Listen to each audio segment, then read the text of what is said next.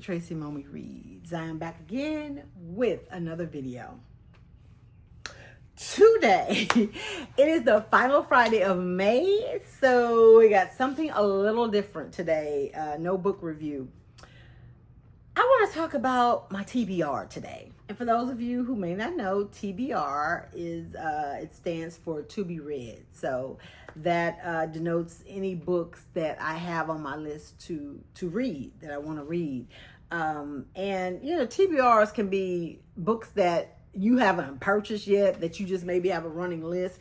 I personally, if I see stuff, you know, online that I want to read or that sounds interesting, I do screenshots, right? And I keep those in my phone. Then I transfer them to a note. A lot of times I'll go and see if they're under Kindle Unlimited, because, you know, that means they'll be free because I'm paying for that service. Or if it's something I really want and I want a hard copy, I'll go to Thrift Books or something like that. Or even check it out through the Libby app or go to the library.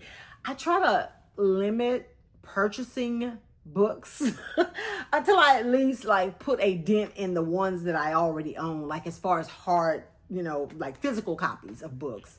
Because I don't know, I just feel a certain kind of way. It's like, girl, you got 20 books sitting on your shelf you haven't read.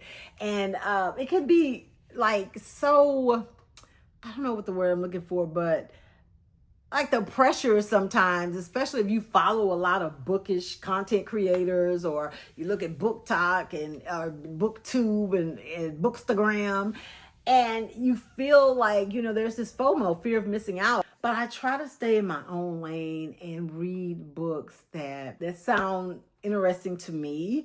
You know, from the blurb, I may read like an excerpt or something like that. And, you know, that usually is how I pick books, if it's not something that I have seen, you know, online that sounds interesting. But I try not to like jump into every time I see a book, oh, I want to read that, I want to read that one. Because you're never going to get caught up that way, right? I think that's the point, like not to ever really get caught up, because then you always have something to read. But there's so many good stories that, you know, and books that I've purchased that I want to get to. So that's what I'm going to talk about today. So I'm going to go through today and just talk about the physical copies of books that I have, because I also have a bunch of books on my Kindle. I think I have like 2 or 3 pending on Libby, and you know, my notes are filled with screenshots. So we'll push those off and talk about those another day. Today we're going to talk about actual books that I have on my shelf, because I created a section over there that I want to read, and the books that I'm going to read. Because I've read so many books already this year that I'm so far ahead with content. I have them scheduled, like I haven't recorded videos, but I have it scheduled when I want to talk about that book. And so far, like I only need to read 3 more books for this year, because I only put out videos once a week. I mean, obviously I'm going to read way more than 3 more, but that's crazy that I could potentially be reading books that I'm not even going to get to talk about on the channel until 2026, because I read so much. Anyway, without further ado, this book I'm definitely going to get to this year at some point. You will be seeing a video about it. The Love Scribe by Amy Myerson. And just a quick synopsis. This woman, she wrote a letter to cheer her sister up after a breakup. And something that she wrote in there about, I guess, the guy that she's going to find, her sister ends up finding him.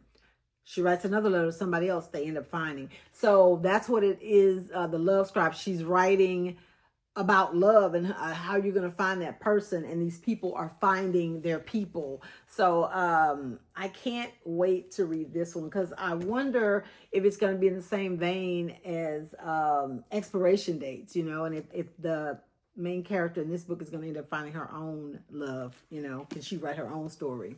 So The Love Scribe. This one I'm also going to get to before the end of the year. I have it planned. We Were Never Here by Andrea Bartz. And this one, I got this one a while back. There are 2 friends that, while traveling, one of them hooks up with a guy. He ends up dead, and they kind of go on with their lives. And I think years later, it's coming back to bite them in the ass. So We Were Never Here. One of Our Kind by Nicola Yoon. This is giving me Stepford Wives, kind of meets Them or Us, those movies vibes, because there's this Black couple that move into this, utopia of a neighborhood, and everything just seems a bit too perfect. And then they find out, that there's something going on in the neighborhood. So can't wait to dive into that one. Don't know when that'll be. This one is about a couple, a very wealthy couple, who end up murdered, and the aftermath of it with their 3 adult children, I guess fighting over who gets what after their parents die. Then we have The House Across the Lake by Riley Sager. This one is about a woman who was recently widowed. She's an actress, and she goes stay in this lake house, and she goes stay in her family's lake house, and she meets this couple, or the woman, in this couple, who she like spies on them with binoculars, and she thinks they have such an amazing marriage. But when she meets the wife, she realizes everything is not as it seems. This kind of reminds me of The Swimmer, the blurb that I read for The Swimmer. Maybe that's why it sounded familiar. I thought, oh, I want to read that. And this, The Perfect Marriage, not to be confused with Geneva Rose's book. This book is about couples celebrating their first year together. And they both, just like second chance romance for both of them. And the wife, her ex-husband is causing some problems in their marriage. Okay. Oh, that failed. Tell Me What You Did by Carter Wilson. This one is about a person who has a true crime podcast, and they invite people to call in and confess to things that they've done, very bad things that they've done, and it's all anonymous. And then somebody calls into the podcast saying that they killed this guy, who the podcaster feels like, no, that's a lie, because the podcaster is the one who killed the guy. So I can't wait to read this one. I'm hoping I can maybe read this one before the end of the year too. This one I've had for a while, The Breakup Book Club. This one is about a group of women who form a book club. They've all had bad breakups and are looking, to find the love of their lives. And through like their book club and their friendship with each other, they just kind of, it's just, I guess, about their the ups and downs, the ins and outs of love, but also friendships as well. Now, these two are actually part of a series, which I did not know that because I bought this one first. This one is When You Are Mine, and this is Be Mine Forever by Kennedy Ryan. And I think that the siblings or the friends in each book are getting a book, and they're just like, your standard romance. I think the tropes in this one is like friends to lover, and one of them is like enemies to lover. And I think there may be 2 more. But I don't know that I'm going to buy them because, like I said, I didn't even know this was a series. And y'all know how I feel about some of these series, so I don't know. I don't know about that, Kennedy. Okay. The Most Likely Club by Alyssa Friedland. See, didn't I tell you I have a lot of books that I have not read on my shelf? So that's why I gotta, pump the brakes sometimes when people are talking about new books. This one is about a group of friends who graduated in 1997, and now it's like they were like voted most likely. You have the most likely to be president, most likely to have 3 kids, or whatever they do, like with the senior yearbook and the senior classes. Well, fast forward 25 years, it must be like a reunion. A lot of those most likely people, things didn't work out the way that people thought, or maybe the way that they thought. And we kind of get to delve into the lives of those people in this book. Pleasantville by Attica Locke. I think Attica, she also wrote for the TV series Empire. Yeah, she wrote for Empire as well. But in this particular book, Pleasantville, it takes the place in my hometown of Houston. And that was, I feel like, because I've had this one for a while, that was one of the main reasons that I bought it. Because I love reading authors from my city and stories that take place in my city, because there's such, there's this familiar thing, with the sites and places that the authors mention. This particular one is about a chemical fire, that a lawyer is representing the people, like the company or whatever. And I think like he starts to dig to see that maybe there's some cover up or some shady stuff going on. Okay. Sleepless by Romy Hausman. Sleepless. Okay, so this one is about a woman who was convicted of a terrible crime when she was still a child. Like, I don't know what kind of crime she committed that she, was convicted and she was a child. But a woman, like, it's fast forward now, she's an adult years later. A woman stumbles into her office, and I don't know, what is she doing now? Because she went to prison, she was released, and a woman comes in telling her, confiding in her that she's committed a crime. And I guess she finds a kindred spirit, and maybe she's going to try to help protect this woman in maybe a way that she wasn't protected. I don't know, but I'm looking forward to reading this one as well. Lexicon by Max Barry. I had actually started reading this one, but I just could not get into it, and it ended up back on my shelf. I feel so bad. This one there's like a futuristic take on it, and there is like a time travel element. So, I'm sure it's probably going to end up being like dark matter. I'm going to like have it on my shelf forever. And then when I read it, I'm going to be mad because I wish I would have read it sooner. So Lexicon by Max Barry. All right, we've got 2 more to go.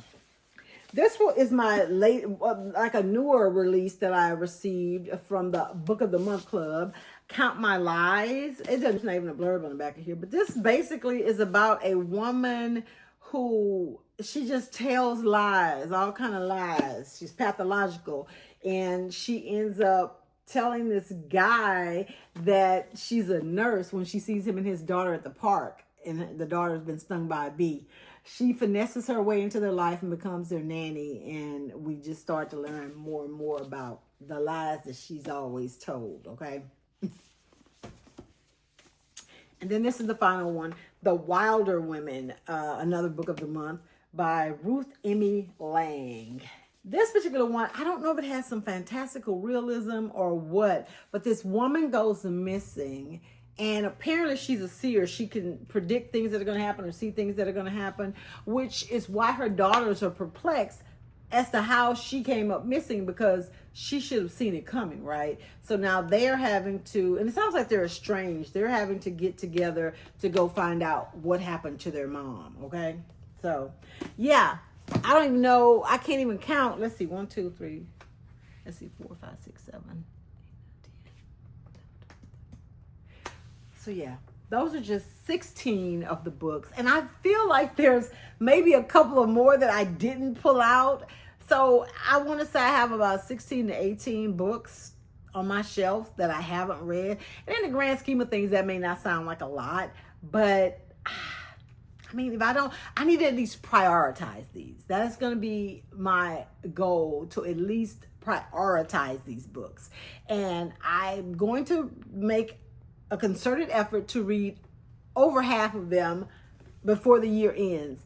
But like I said, you'll probably only see a couple of them maybe on the channel, because I already have read so many books and have them slotted for different days, for different Fridays, since I only do this once a week. I had thought about increasing the amount of times that I post, but it would be my luck that then I hit a reading slump or something happens and I can't keep up with, the promise of doing that. I mean, I guess I could always go back to just doing it once a week, but I mean, this is working so far. But who knows? Maybe if I can, get it together, maybe over the summer, maybe I'll do 2 books a week instead of just doing the one. So I'm not going to make any promises, but just count yourself lucky if that actually happens.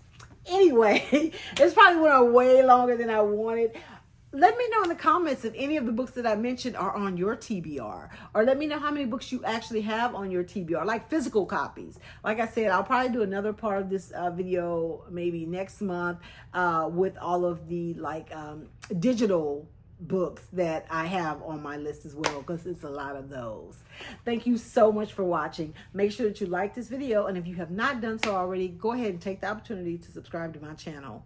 Thanks again. You guys enjoy the rest of your weekend, and I'll see you next week. Bye.